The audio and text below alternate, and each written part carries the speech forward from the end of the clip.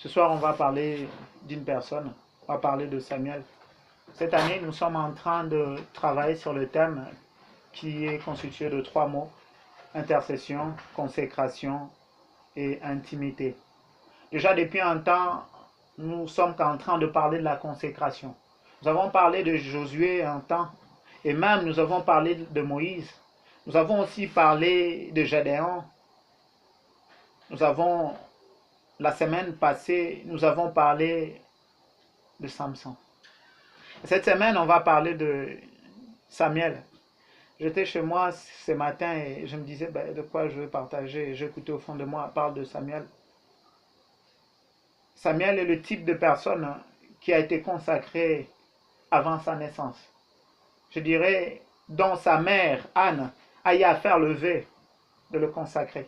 On va parler de la consécration. Il est vrai que je vais aussi parler d'autres choses, comme étant de parenthèses, comme étant des informations qui pourront nous aider pour notre croissance. Autant l'esprit conduira, autant je pourrai parler. Et presque nous tous, nous avons entendu parler de Samuel.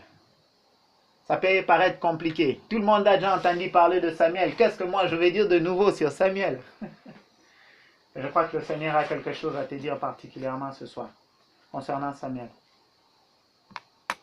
Samuel est un modèle de personne consacrée.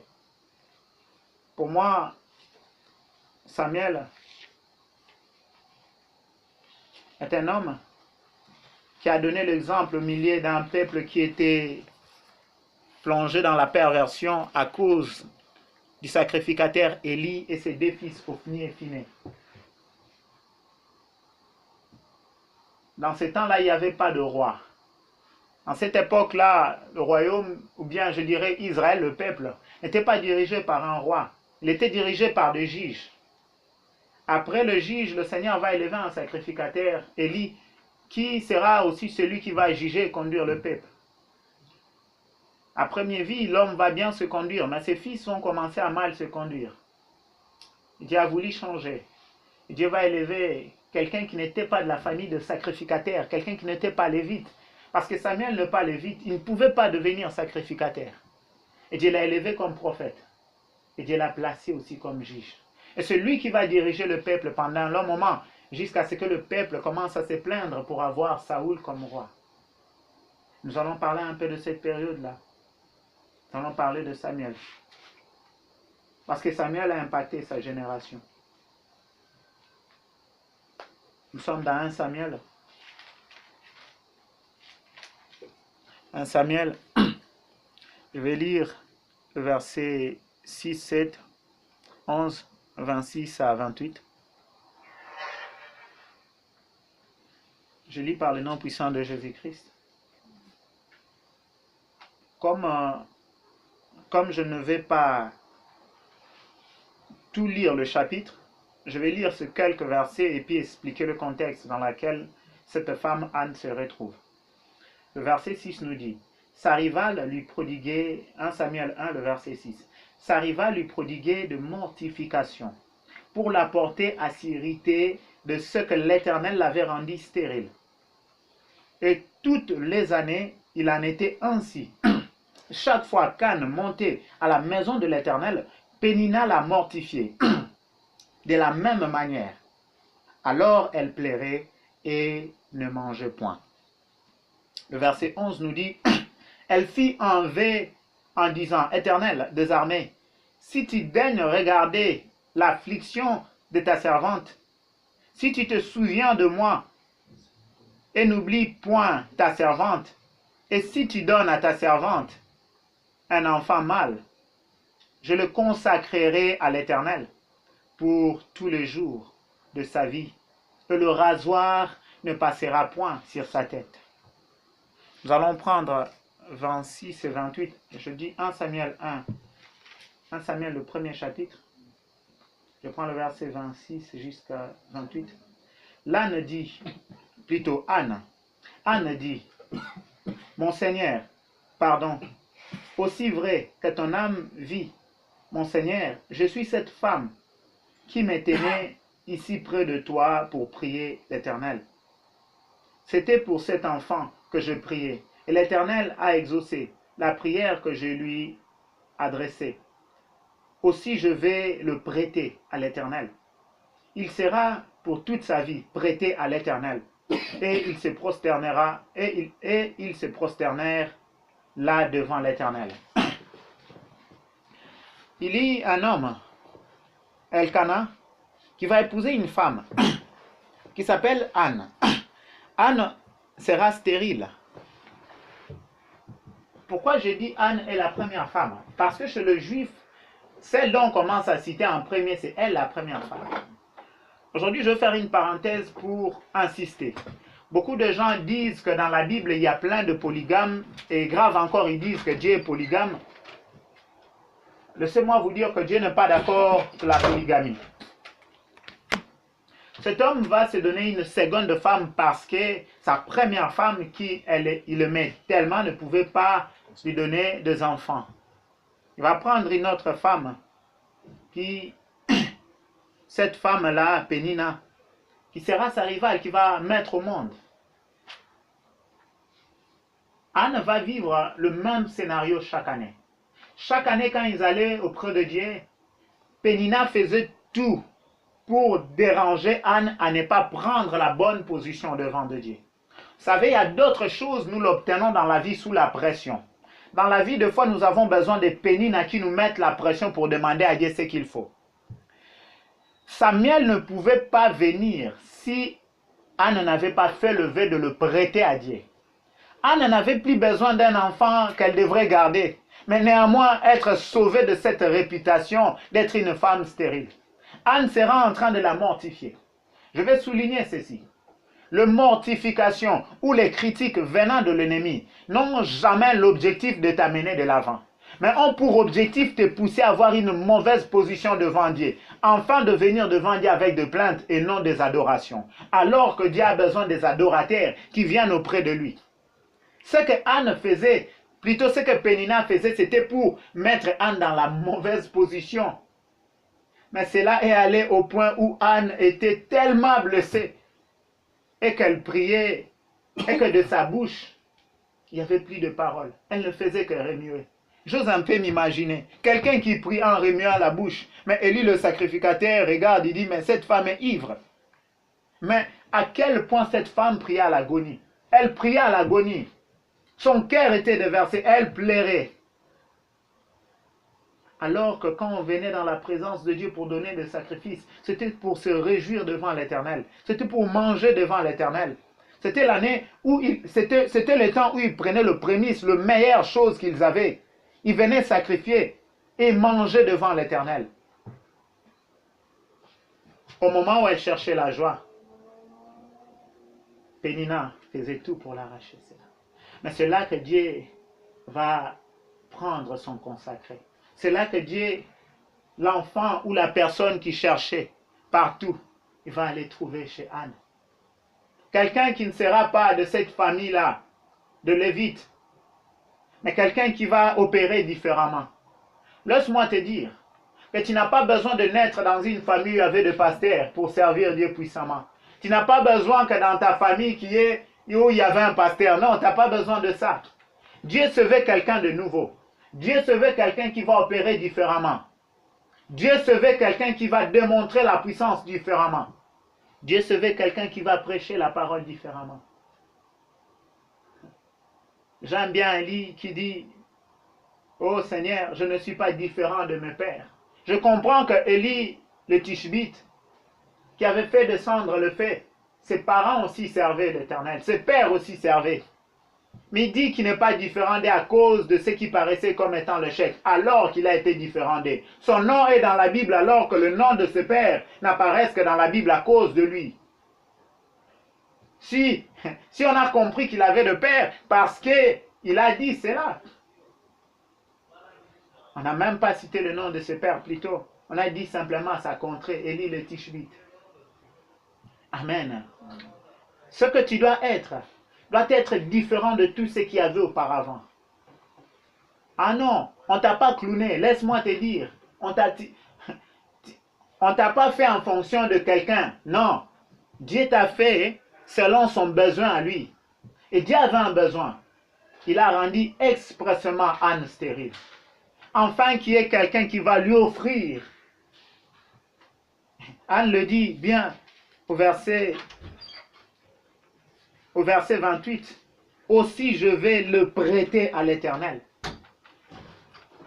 Et cet emprunt, cette consécration a été à vie. Parce que dans leur temps, il y avait des gens qui se consacraient pour un temps, qui se disaient pendant une année, je vais servir. Ils se coupaient tout le cheveu. Ils allaient, on priait pour eux. On donnait des sacrifices. Ils étaient sanctifiés. Ils servaient pendant un temps. Mais de gens qui devraient servir pleinement, à part le Lévite, il n'y en avait pas. Il n'y en avait pas. Et Dieu se voulait quelqu'un, un consacré, qui sera là d'une manière permanente. Samuel est le premier à se consacrer toute sa vie. Même tous les juges, il n'y en avait pas un juge qui était né déjà consacré à part Samson. Mais tout le reste, ils entraient dans cet exercice-là après. Après que Samson fit l'échec, Dieu se voulait quelqu'un de différent. Quelqu'un, ce n'est pas où l'onction sera déjà au départ destinée, mais quelqu'un qui sera offerte, qui va grandir dans le use de servir Dieu. Ce qui n'a pas été le cas de Samson. Et là, on a Samuel, un homme consacré. Et oui, ce message, c'est pour t'interpeller. Ce message, c'est pour te dire qu'il n'est pas tard pour que tu te consacres à Dieu. Ce n'est pas tard pour que tu te dises, j'arrête tout. Je vais d'abord ce Dieu. Ce message, c'est pour te dire qu'ici, il y a un Samuel, tu peux aussi exister. Différemment aussi. Faire aussi des choses. Je ne sais dans quelles conditions tu es né. Je ne sais. Vous savez, avec le temps, je commençais à comprendre que la plupart des gens qui viennent à l'étranger sont de Joseph, de leur famille. Sont des personnes que Dieu a choisies pour qu'ils accomplissent des choses. Ainsi, Dieu leur donne de quitter le pays où ils sont nés afin d'apprendre, de comprendre. Il y a d'autres choses, on l'apprend que quand on est à l'étranger. Il y a d'autres difficultés, il y a d'autres défis. Nous la vivons que quand on est à l'étranger. Si Jacob n'était pas allé chez Laban, il n'allait pas devenir un homme. Si Joseph n'était pas allé en Égypte, il n'allait pas appliquer cette sagesse-là, il n'allait pas appliquer cette onction, cette grâce qu'il avait d'interpréter le songe. Il y a d'autres choses, on l'apprend que quand on est loin. Et Dieu vous a amené loin, afin que vous soyez de bénéfice pour vos familles. Et je ne sais dans quelles conditions tu es né. Avec le peu que je sais que la plupart de nous sont nés dans des conditions où les choses n'allaient pas bien en famille, ou soit il y avait un défi au sein de la famille. Et je ne sais le témoignage de chacun de nous, si qu'est-ce qui s'est passé, mais je sais qu'il y avait un défi. Dieu lève toujours quand un chaos se présente. Il y avait un chaos en Israël. Élie le sacrificateur, ses deux fils se comportaient mal. Il y a des défis dans ta famille qui jusqu'aujourd'hui ce n'est pas résolu, qui jusqu'aujourd'hui il n'y a pas encore la solution. Donc c'est toi qui dois donner la solution. Parce que c'est toi le Samuel de votre famille. Il y a des choses, on ne peut pas se les nier, vous le savez. Et moi qui vous parle, même dans ma famille, il y a des choses qui me font pleurer. Il y a des choses dont je continue à écrire de SMS, je continue à crier auprès de mes frères. Il y a des choses. Les conditions dans lesquelles je suis né quand on devrait épouser une seconde femme. Les conditions dans lesquelles je suis né, ma mère est partie en voyage pour chercher à être guérie. Les conditions dans lesquelles je suis né sont les conditions où la femme qui est enceinte doit courir derrière son mari qui part chercher autre femme. Et en cours de route, ma mère va tomber. Et gloire à Dieu, je n'ai pas été avorté. Et tous ces signes-là sont des signaux que Dieu a voulu que je puisse être là. Pas pour moi, mais pour ma famille. Autant qu'il me bénira, mais pas pour moi seul, pour ma famille. Autant pour toi. Laisse-moi te dire que ce message est vrai, authentique pour toi. Je ne suis pas venu parler pour la foule, mais je suis venu parler pour toi. C'est vrai, peut-être mes yeux ne te regardent pas en face, mais je suis venu te parler ce soir. Dieu s'est voulu en Samuel. Il t'a donné de naître dans la famille où tu es. Et oui, il y a des défis, oui, il y a des choses compliquées. Je ne sais s'il y a la sorcellerie dans votre famille. Je ne sais quel mystique il y a. Je me rappelle encore, on était au bloc 6, on priait, nos simples réunions. Il y avait un frère dont je lui parlais encore de sa famille. Le Dieu avait donné la grâce de voir ce qui s'est passé. Et c'est son père qui tenait le secret de la richesse de la famille. Or, en Afrique, le secret de la richesse de la famille, ce sont des choses mystiques. Il y a des choses dans lesquelles nous devons amener des changements. Et Dieu se voulait en Samuel. Regarde bien les conditions dans lesquelles tu es né. Regarde bien combien de fois Dieu t'a assisté pour comprendre cela. Regarde bien, regarde bien. Regarde bien, analyse bien ta vie. Ce n'est pas en vain que tu es dans ces pays. Tu peux te dire que c'est un hasard que je sois en Russie et que je rencontre le frère Claude. Laisse-moi te dire que ce n'est pas un hasard. Parce que moi, je n'avais jamais planifié rencontrer qui que ce soit dans ces pays et parler de la parole de Dieu. Il y a 7 ans de cela, je ne pensais même pas parler de la parole de Dieu. Même pas. Et des fois, quand je partage la parole de Dieu, je suis étonné. Et si un homme croit que c'est un hasard, ou c'est par un hasard que je suis ici, cela sera drôle. Je dirais cela sera comme un injure à mon égard. Parce que moi qui vous parle, je sais que ce n'est pas un hasard. Parler de la part de Dieu, ça a été toujours un fardeau. Et moi qui vous parle, je suis aussi censé me consacrer chaque jour. Parce que quand on est consacré, on entre dans l'exercice de choses qu'on applique chaque jour. Et c'est pour cela que Samuel est déposé au temple. Laisse-moi te poser la question. Est-ce que tu vis dans le temple? Est-ce que tu vis dans le temple? Pour nous, vivre dans le temple, ce n'est pas rester à l'église 24 heures sur 24 heures. Pour nous, vivre dans le temple, c'est préserver le temple de Dieu que tu es 24 heures sur 24 heures. Est-ce que tu te préserves 24 heures sur 24 heures? Est-ce que tu t'évites de pécher 24 heures sur 24 heures? Samuel est resté là dans le temple. Il a grandi dans le temple. Alors que nous avons la grâce. Que c'est nous, personnellement, chacun de nous est le temple de Dieu. Et nous sommes appelés à garder le temple propre. Qu'est-ce que Samuel faisait? Samuel lui fermait la porte. Samuel faisait de petits travaux dans le temple. Certainement de travaux de mettre la propreté. Certainement de travaux juste de fermer, d'ouvrir la porte. De petites tâches. Ça permettait de garder le temple propre. Est-ce que tu fais le travail de garder le temple que tu es propre? Samuel que tu es. Est-ce que tu le fais?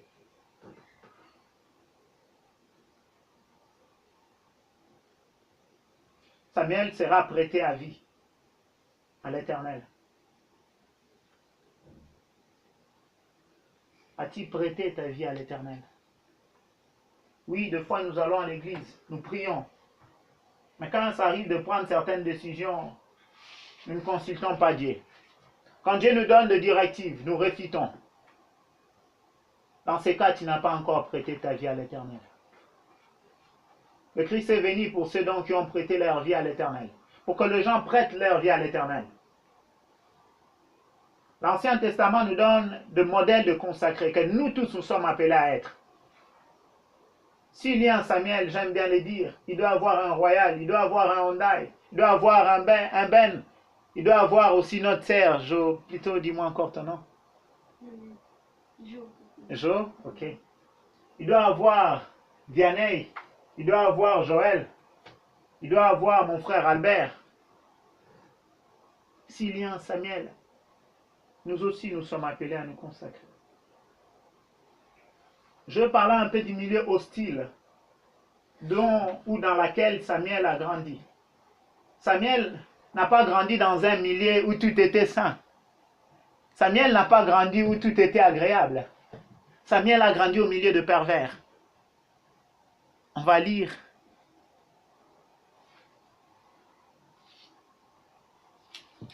Samuel, le chapitre 2. Je vais lire du 12e verset, 18e, plutôt jusqu'à même à 21.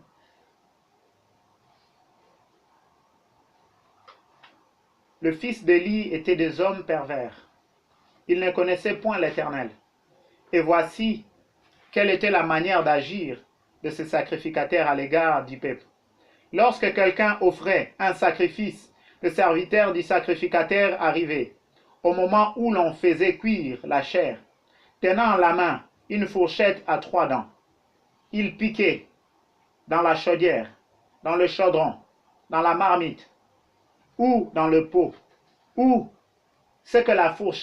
tout ce que la fourchette amenait, le sacrificateur le prenait pour lui.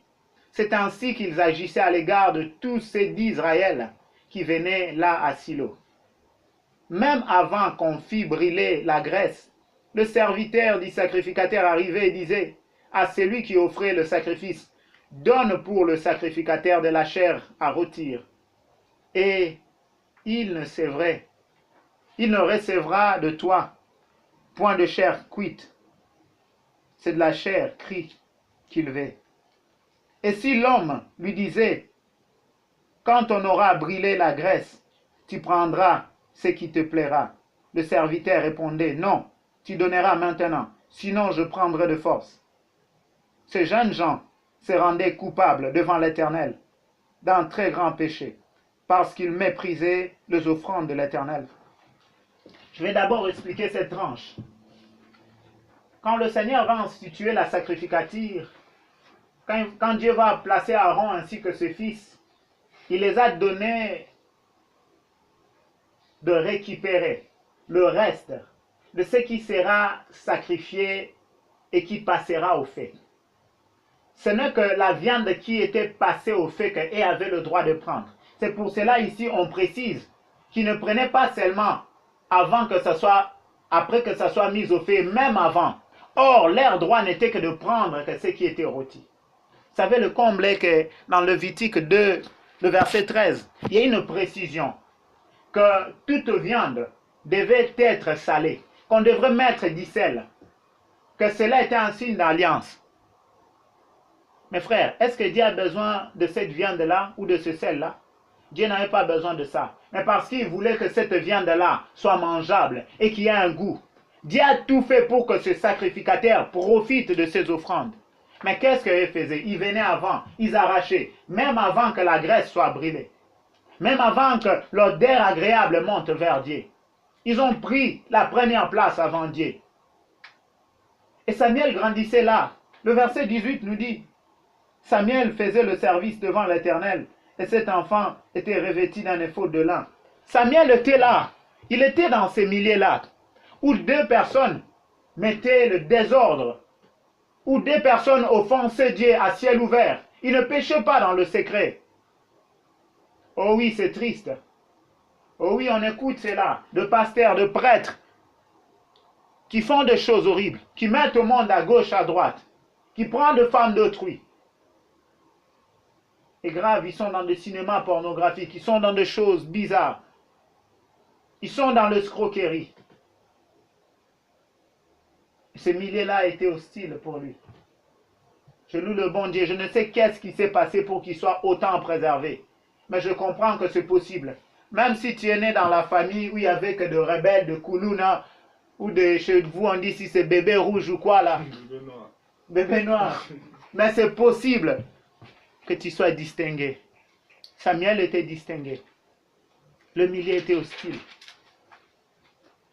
Ils vont faire encore des choses graves. La suite nous dit, je préfère sauter.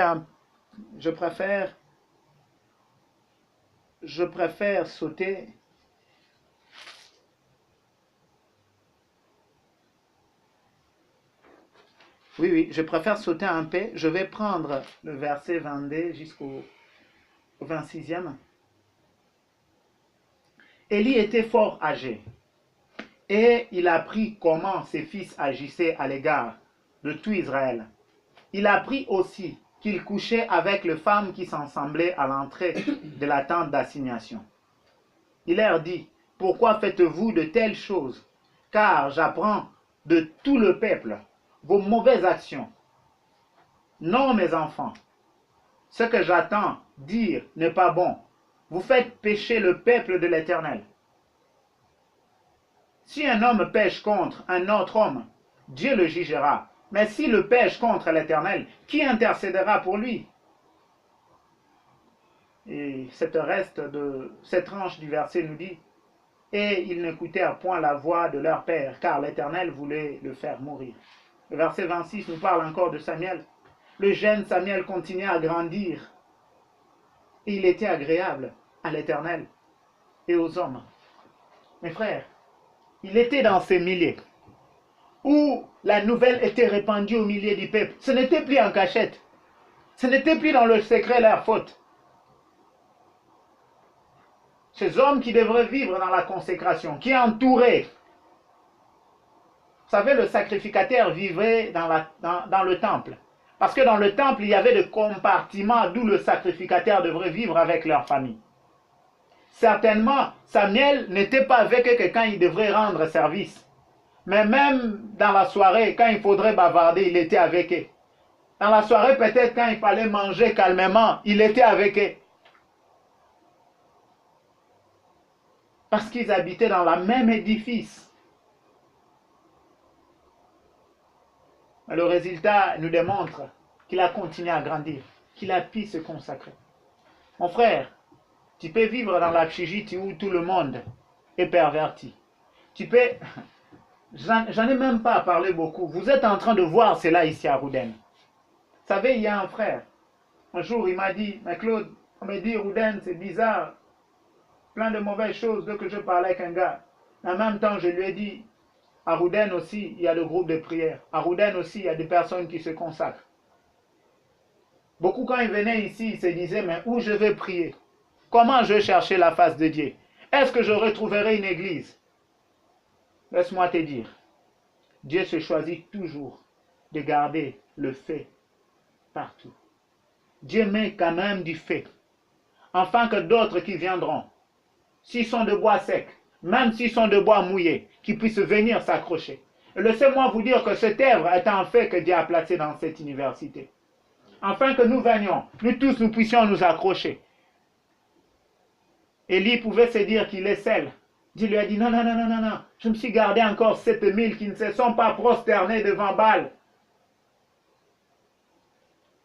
Dieu s'est préservé, Dieu s'est gardé. Mais cela dépend de ton cœur. Dieu ne travaille qu'en accord avec la personne. Dieu n'a pas pris Samuel de force. Sa maman devait venir et prêter l'enfant en premier. Dieu ne prend pas quelqu'un de force. Tu dois d'abord te donner à Dieu. Le verbe se consacrer a trait à ton engagement. Tes parents pourront te consacrer, mais si toi-même tu ne te consacres pas, cela ne va pas fonctionner. Et c'est le cas de Samson. Il a été consacré. Ses parents ont donné. Ses parents lui ont dit, le rasoir ne doit pas passer à ta tête.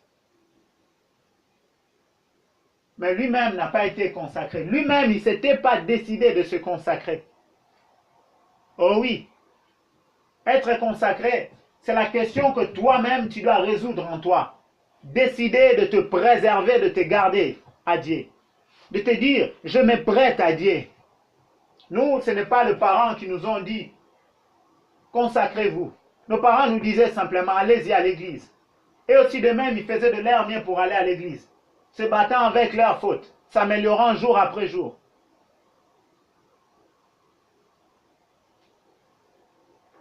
Et des fois, on me parle de mon frère. On me dit, oh, il part à l'église. Des fois, on me dit, non, il mène une vie de débauche. Il amène de scandales à la maison. Je dis, mais qu'est-ce que vous êtes en train de me dire? Il va à l'église, il mène une vie de débauche. Qu'est-ce que vous êtes en train de me dire? Par là, je vais dire, il commence peut-être à aller à l'église, mais il ne s'est pas encore décidé de se prêter totalement à Dieu. Il comprend que s'il ne part pas à l'église, les choses ne vont pas marcher dans sa vie. Mais il ne se prête pas à Dieu lui-même. Vous savez, si nous allons vers Dieu comme étant l'issue de secours, cela ne signifie pas que nous nous sommes prêtés totalement à lui. Et la preuve en est que la plupart qui sont allés vers Dieu pour le mariage, dès qu'ils ont eu le mariage, ils ont rétrogradé. La preuve en est que nombreux qui sont allés pour des objectifs précis, dès qu'ils ont eu ça, ils ont fait demi-tour. Prête-toi à Dieu sans penser à un intérêt quelconque, sans penser à recevoir quelque chose de lui en retour. Et prête-toi à Dieu. Si je pense un peu à Samuel, cet enfant qu'on a mené une robe chaque année pour lui, sa mère cousait ça, il portait le faute de l'an. Oh, c'était beau à voir certainement. mais dans un milieu hostile. Ce n'est que sa pureté de cœur qui pouvait faire la différence. On pouvait le classifier tous. Oh, ceux qui servent dans ces temples-là sont des impudiques. Ce qui pouvait faire la différence, c'est son cœur. Laisse-moi te dire, ce qui fera ta différence dans cette université, c'est de ton cœur que cela découlera. La différence, avant qu'elle soit manifeste, ça commence dans le cœur. Quelle est la disposition de ton cœur? Tu t'es prêté à Dieu, tu t'es donné à Dieu. Est-ce que tu te plies à lui? La Russie va te proposer plein de choses. Oh oui, plein de choses. Les filles vont tourner autour de toi, les garçons vont tourner autour de toi.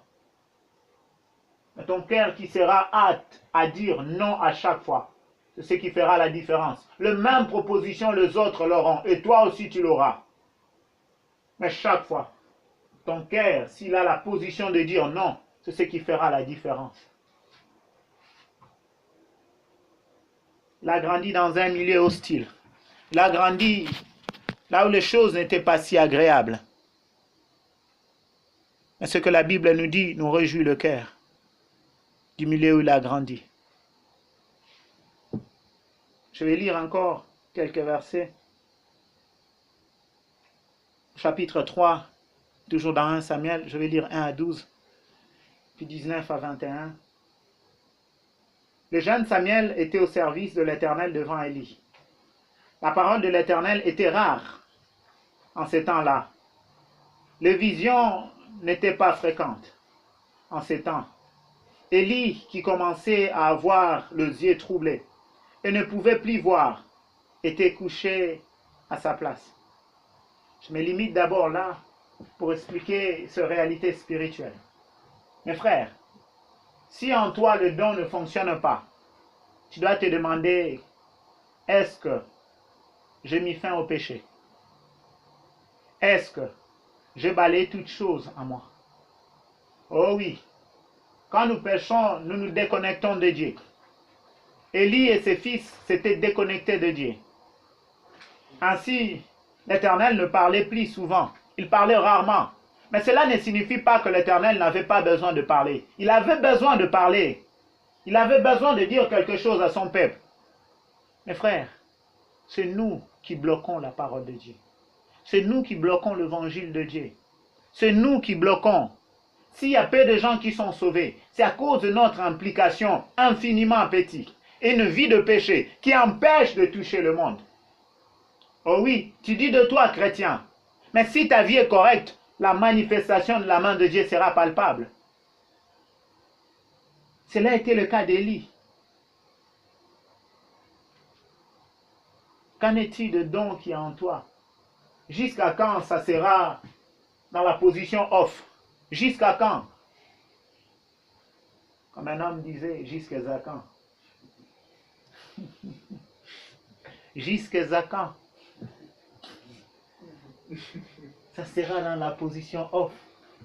Mes frères, c'est vrai, on a rigolé un peu, mais cela est une réalité. Depuis que tu es né de nouveau, depuis que tu as accepté Jésus-Christ, où sont les fruits? Où sont les fruits? Où sont les fruits? Je comprends avec la marche chrétienne que ceux qui sont sérieux, dans un intervalle de 3 ans, ils commencent déjà à produire des fruits. Après 3 ans de vie consacrée, ils commencent à produire des fruits. La Bible en donne l'exemple de l'amandier. Ce bâton que Élie va placer devant l'Éternel avec le bâton des autres. Cet arbre-là, ou bien je dirais ce bâton-là, ce bois-là, on a fini par découvrir que c'était un amandier. Or, l'amandier fait 3 ans. Et cela n'est pas en vain que ça soit un amandier.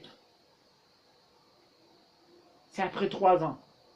Après 3 ans de consécration. Et même les théologiens, après leurs études, ils ont compris cela. Après tes 3 ans de consécration. Je ne sais pas depuis quand tu as dit, oui, Jésus entre dans ma vie. Mais si ça fait plus de 3 ans qu'il n'y a pas du fruit que toi-même tu peux témoigner, laisse-moi te dire qu'il y a des choses encore qui ne fonctionnent pas bien dans ta vie. Qu'il y a des choses encore que tu laisses prendre place. Oh oui, je dois être vrai avec toi. Des fois, je suis triste de voir des personnes qui ont été baptisées avant moi. Être ce dont je dois encadrer. Je m'appelle avec des noms de respect que je n'ai même pas besoin. Quand je le regarde pour rire, je dis, de Mukumble. C'est vrai, je me moque un peu d'eux, mais au fond, je suis fâché contre eux. Je suis fâché parce que je trouve qu'ils ne sont pas sérieux. Beaucoup de gens trouvent des prétextes, ils disent « Oh, ce n'était pas le temps de Dieu. » Quoi? Toi, tu as accepté Jésus-Christ comme Seigneur et Sauveur, tu dis « Ce n'était pas le temps de Dieu. » Tu blagues? Ça ne fonctionne pas comme ça.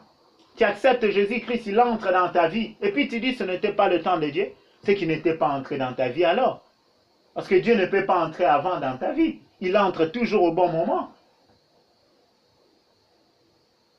Qu'en es-tu de nos vies? Depuis combien d'années tu as accepté Jésus-Christ? Où sont le fruit? S'il n'y a pas le fruit, c'est qu'il y a quelque chose qui cloche. Avec ses disciples, c'était 3 ans et 6 mois. Avant même les 3 ans, ils allaient, ils annonçaient l'évangile. Le malade était guéri.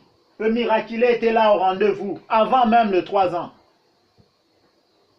Si le monde ne se convertit pas rapidement, c'est à cause de nous. C'est à cause de nous. Et ce message me concerne même moi-même directement. Je sais que s'il m'arrive de pécher, je suis déconnecté pendant des jours et des jours, où je cherche la face de Dieu, parce que ma tête à moi-même me culpabilise tellement. Le diable est là au rendez-vous, il me dit, oh toi, tu disais, tu parlais beaucoup. Arrêtons avec le péché. L'évangile va couler. Le Seigneur va commencer à parler couramment. Couramment. Et comme Dieu cherche un homme pour parler, et là, il va trouver un homme. Je vais continuer à lire à partir du verset 3. La lampe de Dieu n'était pas encore éteinte, et Samuel était couché dans le temple de l'Éternel, où était l'arche de Dieu. Alors l'Éternel appela Samuel. Il répondit, me voici. Et il courut vers Élie et dit, me voici, car tu m'as appelé. Élie répondit, je n'ai point appelé, retourne te coucher. Et il alla se coucher. L'Éternel appela de nouveau Samuel. Et Samuel se leva. Va, allez, excusez-moi, allez vers Élie et dis, me voici, car tu m'as appelé. Élie répondit, je n'ai point appelé mon fils, retourne te coucher. Samuel ne connaissait pas encore l'Éternel, et la parole de l'Éternel ne lui avait pas encore été révélée. On va souligner cela. L'Éternel appela de nouveau Samuel pour la 3e fois. Et Samuel se leva, alla vers Élie, et dit, me voici, car tu m'as appelé. Élie comprit que c'était l'Éternel qui appelait l'enfant. Et il dit à Samuel, va, couche-toi. Et si l'on t'appelle, tu diras, parle Éternel, car ton serviteur écoute. Et Samuel alla se coucher à sa place. L'Éternel vint et se présenta, et il appela comme les autres fois. Samuel, Samuel. Et Samuel répondit, parle, car ton serviteur t'écoute. Alors l'Éternel dit à Samuel, voici, je vais faire en Israël une chose qui étourdira les oreilles de quiconque l'entendra. Et ce jour j'accomplirai sur Élie tout ce que je prononçais contre sa maison. Je commencerai et j'achèverai. Je vais faire un stop avant d'aller lire d'autres tranches. Je m'excuse. Samuel, au verset 7, on nous précise que l'Éternel, la parole de l'Éternel ne s'était pas encore révélée à lui. La Bible est la parole logos, écrite, dont intellectuellement tu peux comprendre, avec une certaine dispensation. Mais tu as besoin du Réma. Réma, c'est la révélation. Révélation qui est cachée derrière les écrits que tu es en train de lire. Le Réma, c'est une portion des Écritures avec une compréhension très profonde que le Seigneur te donne à toi. Comme une promesse. Ah oui, j'aime le Réma. J'aime le Réma. Il n'y a pas meilleur que le Réma. Vous pouvez vous poser la question.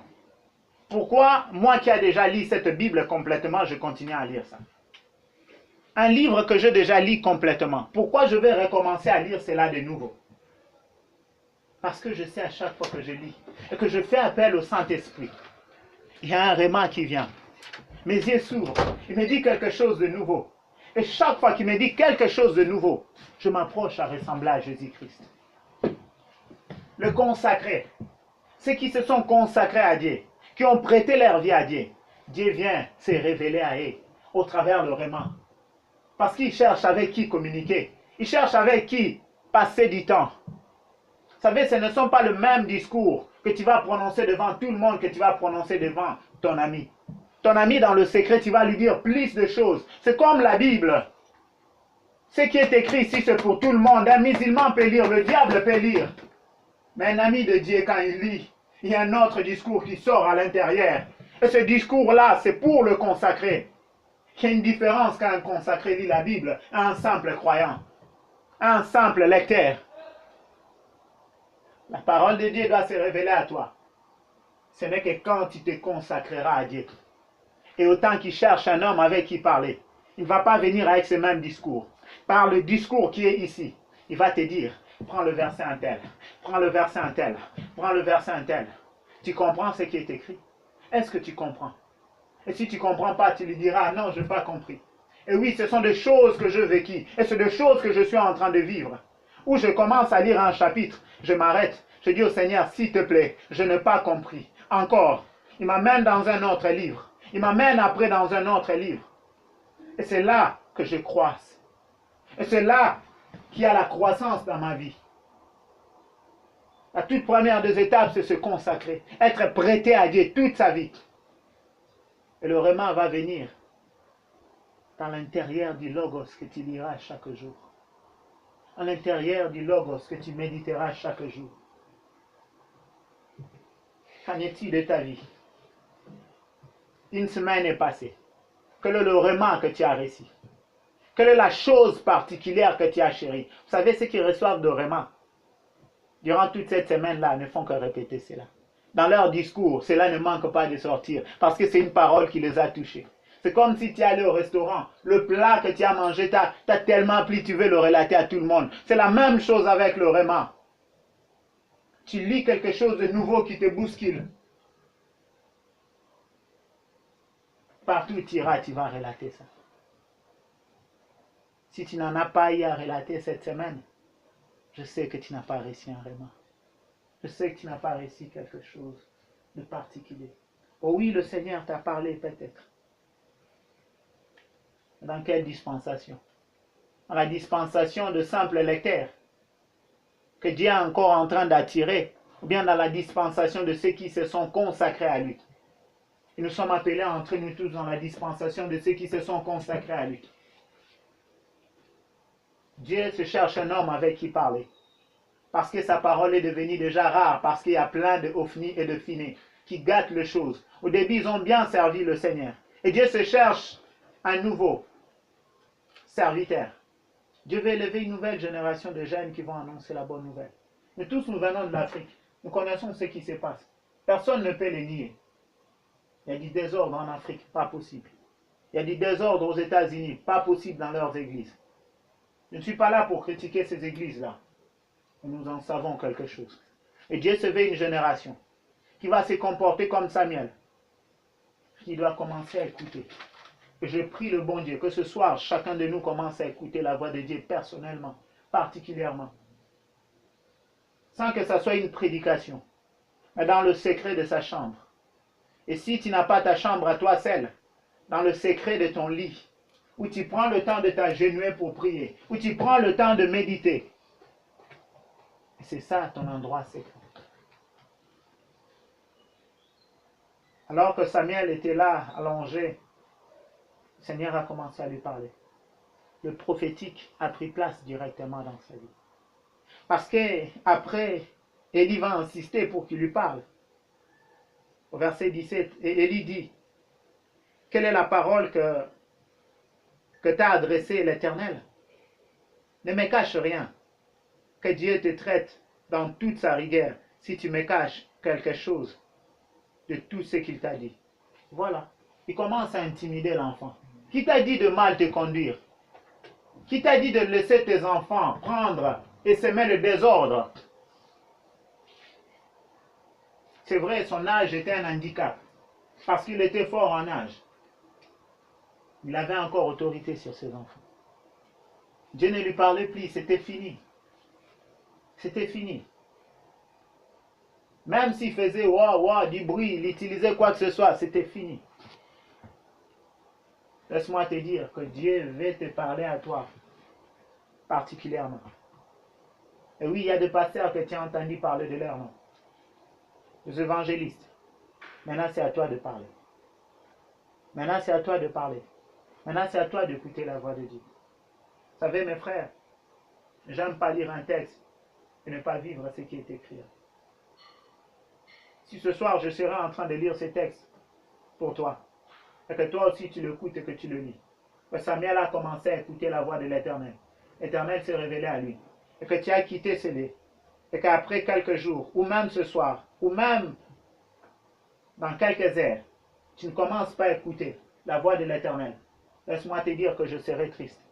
Ce sera comme si mon travail a été dilué. À partir de ce soir, je prie le Seigneur que tu commences à écouter la voix de Dieu personnellement, particulièrement. Que ceux qui ont commencé à se pervertir commencent à s'approcher auprès de toi. Qu'est-ce que le Seigneur a dit? Oh oui, c'est merveilleux quand le don de Dieu opère dans ta vie. Ah oui, mes frères, c'est merveilleux. C'est merveilleux. C'est merveilleux.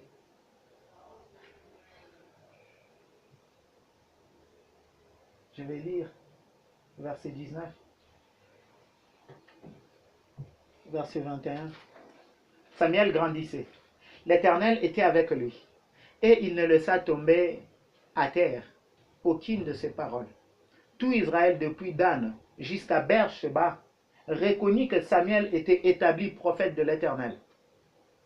L'Éternel continuait à apparaître dans Silo, car l'Éternel s'est révélé à Samuel dans Silo, par la parole de l'Éternel. Mes frères, Dieu veut se manifester dans ce contrée. Dieu veut se manifester dans ta famille. Mais il doit y avoir un homme qui doit attirer sa présence. Celle de consacré attire la présence de Dieu. Dieu se révélait dans une dispensation, dans la dispensation de sa parole. Dieu a établi Samuel comme prophète, et le peuple a reconnu cela. La seule chose, ou bien la seule personne qui a attiré la présence de Dieu à Silo, c'était Samuel. Dieu a besoin d'un homme qui va attirer sa présence dans ta chambre. Dieu a besoin d'un homme qui va attirer sa présence dans cette abchigite. Dieu a besoin d'un homme. Vous savez, il y a une nuit que j'étais couché chez moi. Comme là, j'ai un peu 3 voisins et je dormais. Et je voyais un songe où quelqu'un priait à côté de moi et une femme entrait dans la chambre. Le songe commençait à devenir un peu plus réel. Et dans le songe, moi aussi, je commençais à prier, je commençais à chasser la femme à la direction de mon voisin. Parce que cet esprit maléfique était venu chercher mon voisin. Je me suis levé carrément, j'ai chassé cet esprit maléfique. Mes frères, cet esprit maléfique-là n'était pas venu pour moi. Mais comme j'habite cette chambre-là, il n'avait pas le droit d'entrer. Pourquoi? Parce que ma vie dans cette chambre-là attire la présence de Dieu, que ma vie dans cette chambre-là doit attirer la présence de Dieu. Ce n'était pas mon problème que l'ami soit attaqué par un démon à cause de sa vie. Mais c'était mon problème qu'il entre dans le périmètre où je vis. Ah, ça, je ne suis pas d'accord. Je me suis levé, je chassais cet esprit maléfique. Qu'en est-il de ta vie? Qu'en est-il de ta chambre où tu vis?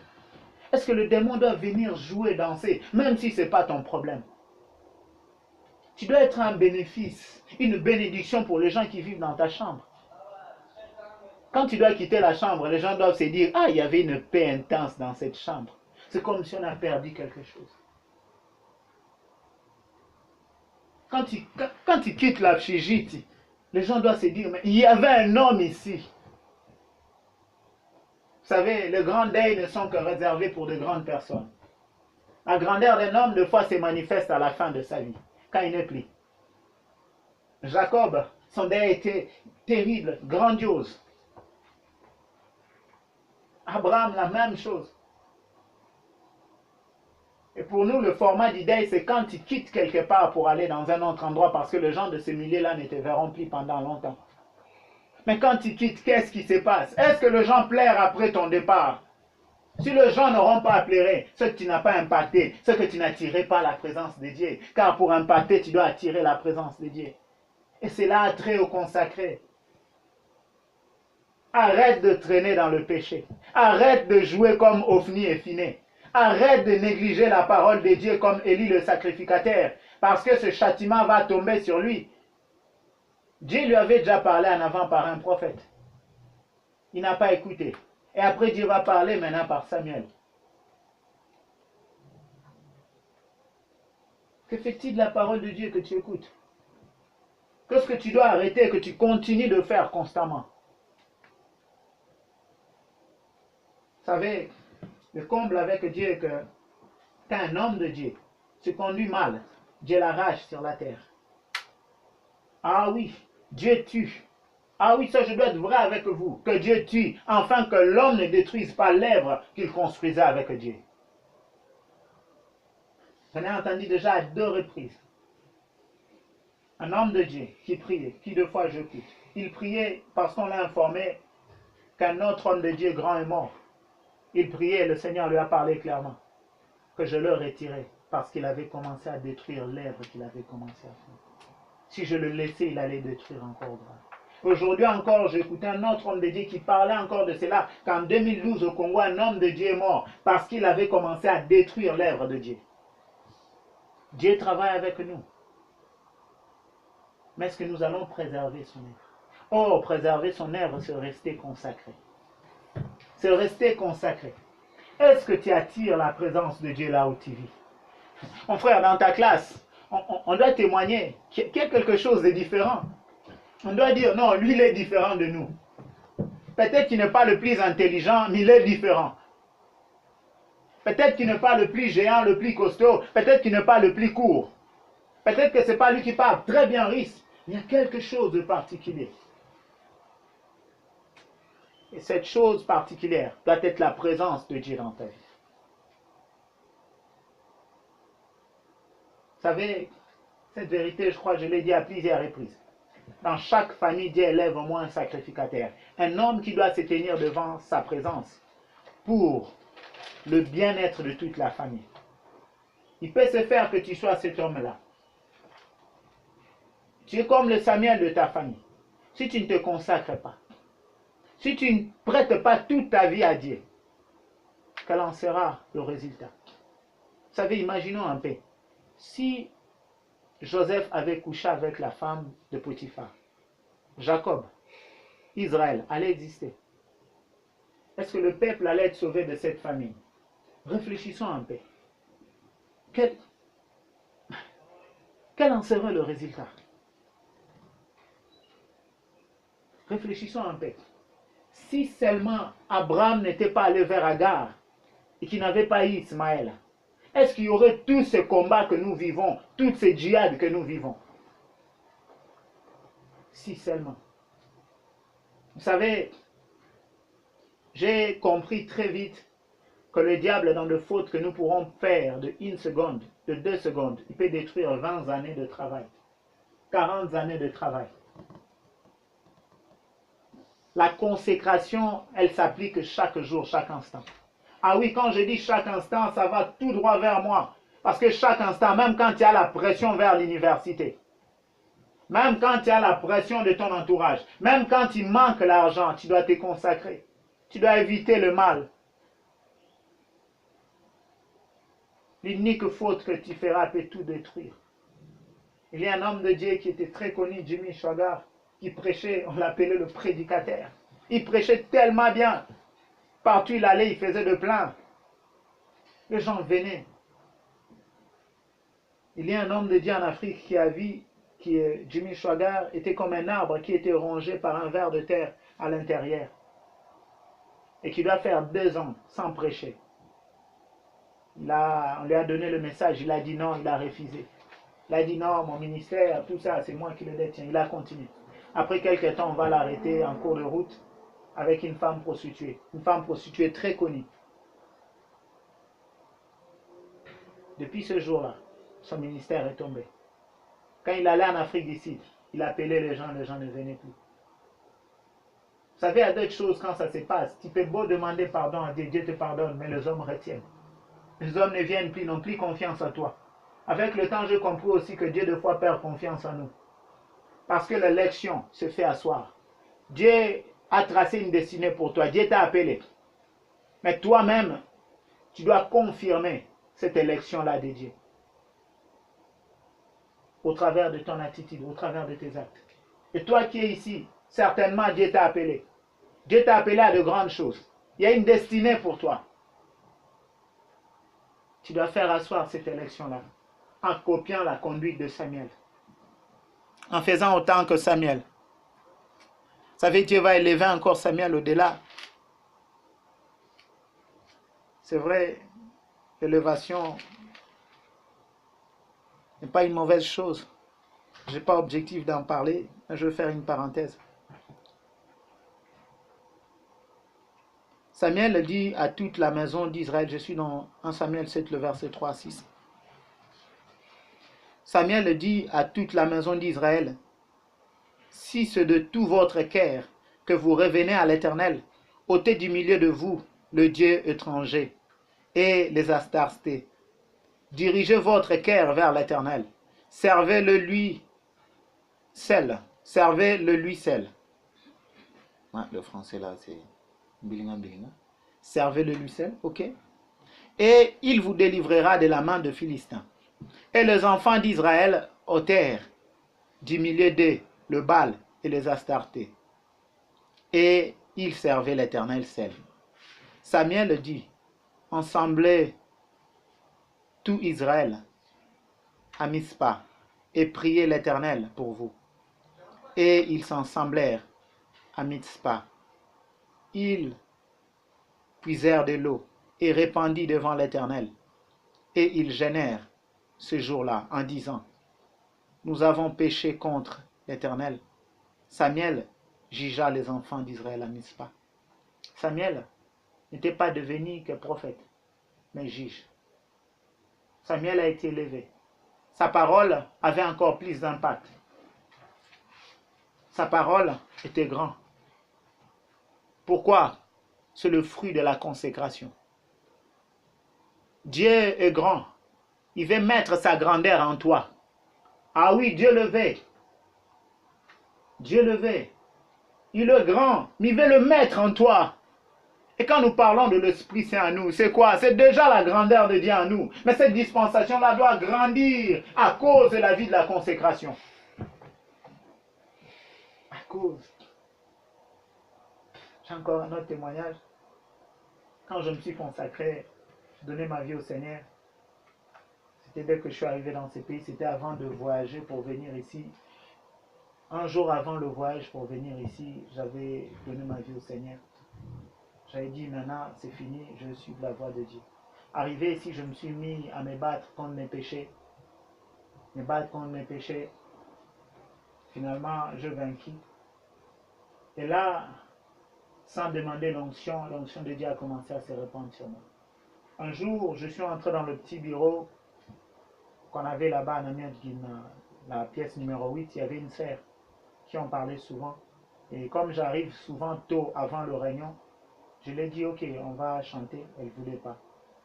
Dès que je mets ma main sur sa main comme ça, elle sursaute. Je me dis, mais qu'est-ce qui se passe? Je me suis levé, j'ai compris qu'elle était envoûtée. J'ai commencé à prier sur elle. J'ai commencé à chasser l'esprit maléfique. Je n'avais jamais prié pour l'onction de Dieu.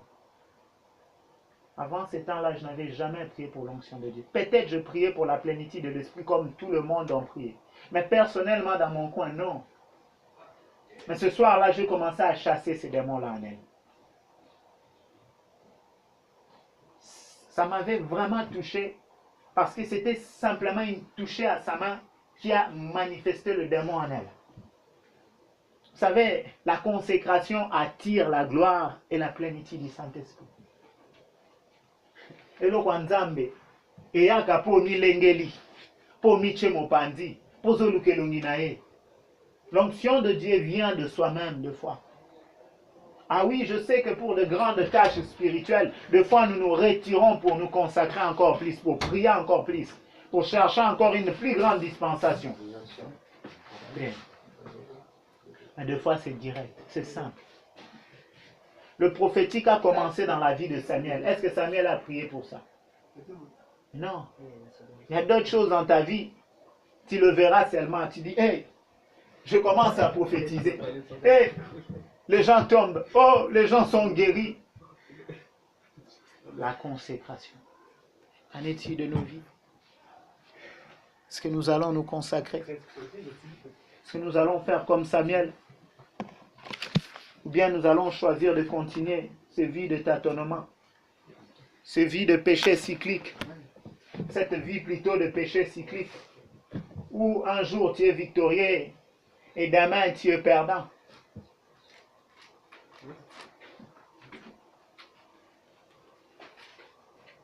Mes frères, il n'y a rien de meilleur qu'être saint. Ah oui, ça je vous le dis. Il n'y a rien de meilleur qu'être saint. Quand tu es saint, tu te sens propre.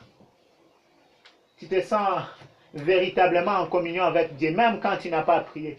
Et prier sans cesse quand tu es saint devient un peu souple. Vous savez, quand il y a des péchés, quand à chaque fois tu viendras dans la présence de Dieu, ça sera pour la repentance. Ça ne sera pas pour communier avec Dieu. Or, Dieu cherche un homme pour communier avec lui. Il ne cherche pas un homme qui va venir se repentir à tout moment. Donne-toi à Dieu. Prête ta vie à Dieu. Consacre-toi. Abandonne toutes ces choses qui t'empêchent. Ne finis pas ta vie comme Ophni et Phiné qui vont mourir eux deux le même jour. À cause de leur vie qui n'honorait pas Dieu. Je nous invite à prier. On aura 3 sujets.